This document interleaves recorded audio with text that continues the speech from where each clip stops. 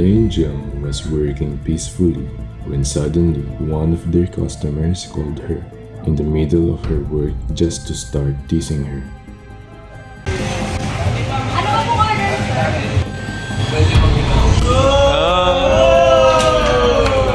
Joke lang pala, ito pala yung order ko. Isang sisig, tapos isang bucket ng alak, tapos isang naka-red na waitress.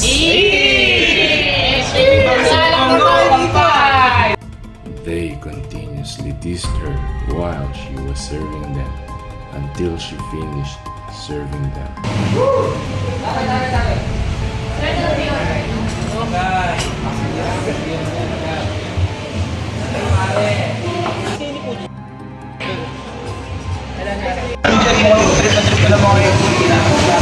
Oo nga po, sir. Nairita na nga po ako eh.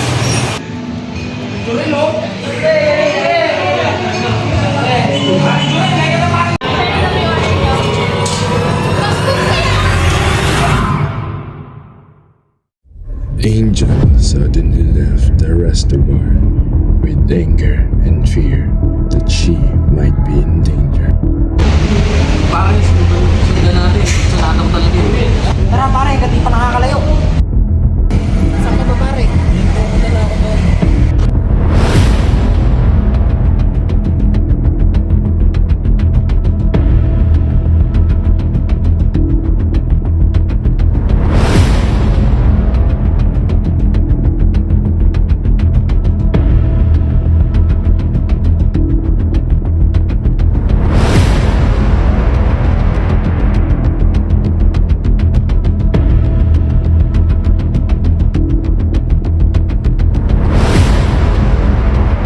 Jurel followed Angel and waited for the opportunity to grab her and cover her mouth and nose that caused her to pass out.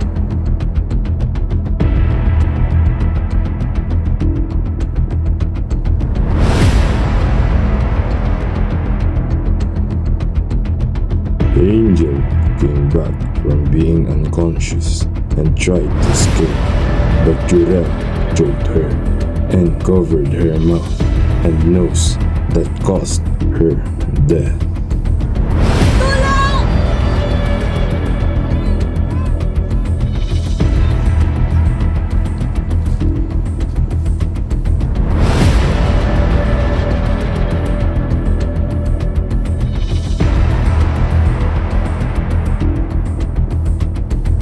After Jurel satisfied his needs, Jurel left Angel's dead body and ran away from the scene, but there was a person who witnessed Jurel fleeing from the area.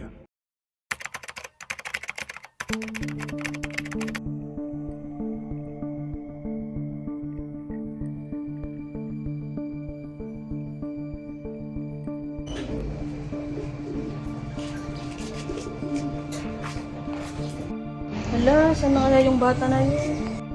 Angela called the manager of the resto bar and Angel's friends, but no one has an idea where she went after her early leave at her job. That is why Angela went looking for her.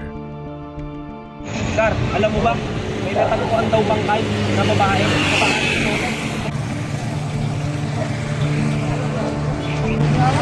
Alam niyo, binabalitaan namin na may natagpuan raw na bangkay na babae sa Bakanting Lote. Yun nga, hindi namin alam. Pero may bali-balita nga doon na kumakalat doon sa Bakanting Lote yung natagpuang bangkay. Kasi di namin alam kung lalaki o babae. Tara, kung meron natin. Tara, Puntahan natin. Wala kasi kapatid ko. oh, Before the rumors scattered, there was two construction workers working peacefully when suddenly one of them went to pee and saw the dead body of Angel. Arman, dagdagan mo nga ito. Susulan natin. Kaya pare, hindi lang ako. Basta bilisan mo ha.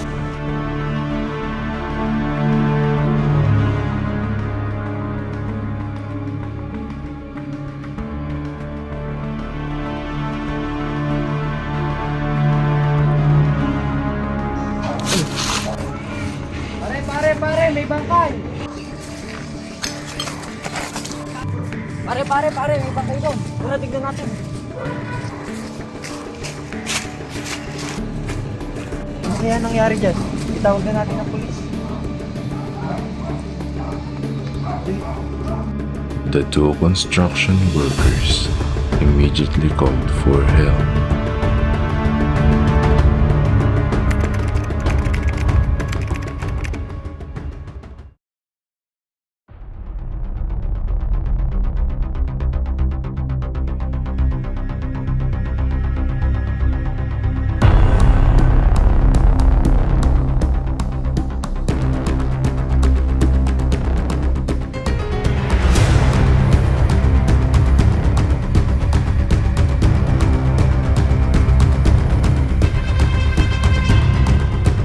Doon ba natin?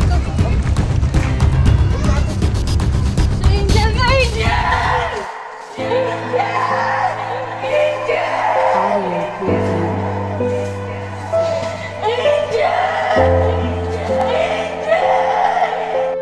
The first responders were able to assess the situation and help Angela to calm down.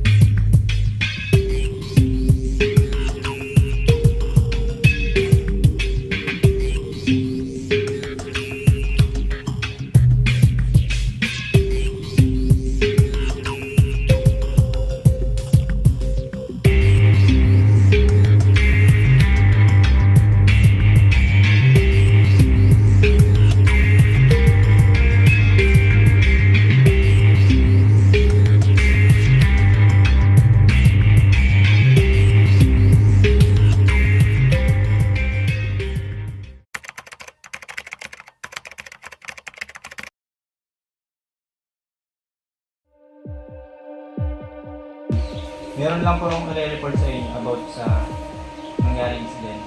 Tapos po sa may barangay Tigama. Ano ang iyong nakita? May nakita po akong isang lalaki na matangkad, kalbo, tapos mataba po. Ano ang ginawa mo nung nakita mo yun? Tumakbo na po ako sa inyong gabing iyon. Nakita mo ba kung anong kulay ng suot ng tao na yun? Opo, nakita ko po. Ang kulay po ng suot niyang damit ay black. Tsaka may suot siya na short na kulay green. Namukhaan mo ba ito?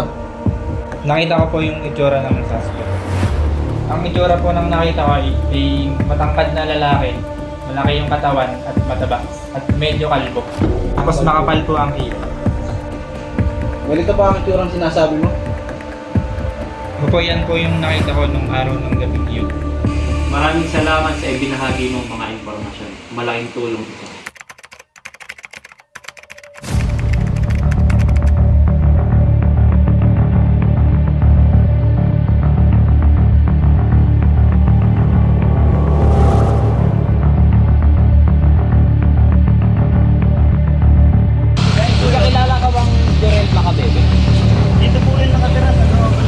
Pwede ba namin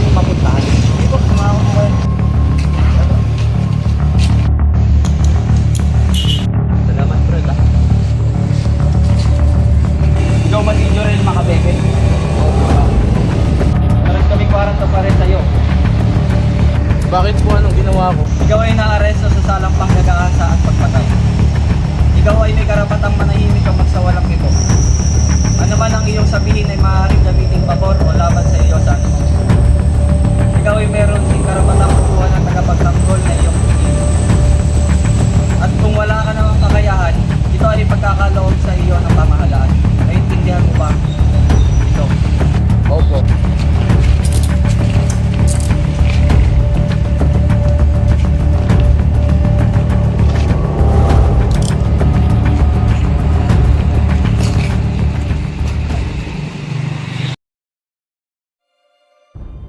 Jurel Macabebe was arrested at March 16, 2024, 3:21 p.m.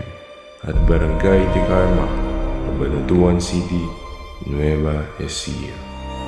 He was sentenced 20 years and 1 day to 40 years or reclusion perpetua for committing rape with homicide.